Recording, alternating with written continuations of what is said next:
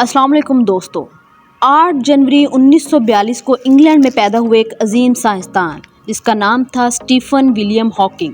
یہ ایک ڈاکٹروں کے خاندان سے تعلق رکھنے والے تھے۔ اکتوبر 1959 میں 17 سال کی عمر میں انہوں نے کالج میں داخلہ لیا، جہاں فزکس میں فرسٹ ڈویژن میں انہوں نے BA کی ڈگری حاصل کی۔ اکتوبر 1962 میں ٹرنٹی ہال کیمبرج میں اپنا گریجویٹ مکمل کیا اور وہیں سے 1966 میں اپلائیڈ میتھمیٹکس اور تھیوریٹیکل فزکس میں PhD کی۔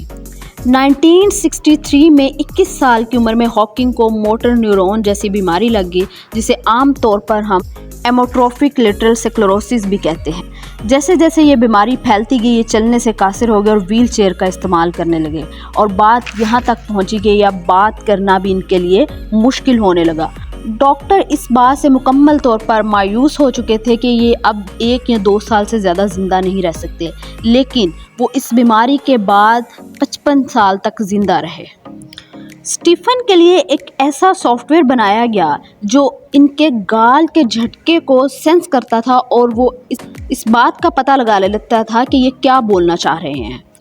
اسٹیفن ہاکنگ نے کاسمولوجی میں اسپیشلائزیشن کی اور انہوں نے بلیک ہول کے بارے میں ایک ایسی انفارمیشن دی جنہیں فزکس کی دنیا کو ہلا کر رکھ دیا۔ اسٹیفن ہاکنگ نے روجر پینروز کے ساتھ مل کر گریویٹیشنل سنگولیرٹی تھیورم پر کام کیا اور ایک پریڈکشن کی کہ بلیک ہول سے کچھ شعاعیں جو ہیں وہ نکلتی ہیں، اور بعد میں انہی شعاعوں کو ہاکنگ ریڈیشن کا نام دیا گیا۔ ہاکنگ وہ پہلے انسان تھے جنہوں نے کاسمولوجی تھیوری کو سیٹ کیا جنرل تھیوری آف ریلیٹیوٹی اور کوانٹم میکانزم کی مدد سے۔ انہوں نے فزکس کے قانون کے مطابق بلیک ہول کے بارے میں ہماری سمجھ کو آگے بڑھایا۔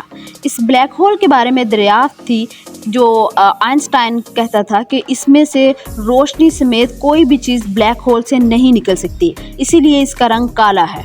لیکن اسٹیفن نے یہ بات دریافت کی کہ یہ مکمل طور پر سیاہ نہیں ہے، اس میں سے کچھ ریڈیشنز نکلتی ہیں اور انہی ریڈیشنز کو ہاکنگ ریڈیشن کا نام دیا گیا۔ اسٹیفن کی کتاب a brief history of time, جو 237 ہفتوں تک بیسٹ سیلر بک کی ریکارڈ بریکنگ لسٹ میں رہی تھی۔ اسٹیفن رائل سوسائٹی کے فیلو رہے اور یہ پونٹیفیکل اکیڈمی آف سائنس کے لائف ٹائم ممبر بھی تھے۔ اسٹیفن کو US کا highest civilian award Presidential Medal of Freedom بھی مل چکا ہے، اور اگر ہم اسٹیفن کی پرسنل لائف کے بارے میں جانیں تو ان کی پہلی شادی جو جین ہاکنگ سے 1965 میں ہوئی تھی اور 1990 میں علیحدگی ہو گئی۔ ان سے ان کے 3 بچے تھے۔ پھر 1995 میں ایلن میسن سے شادی کی جو 2006 میں ختم ہو گئی۔ یہ عظیم سائنسدان 14 مارچ 2018 کو اس دنیا سے چل بسے۔ اس انسان نے شدید جسمانی معذوری کے باوجود سائنسی دنیا میں اپنا نام بنایا اور دنیا کو بہت سی غیر معمولی معلومات فراہم کی۔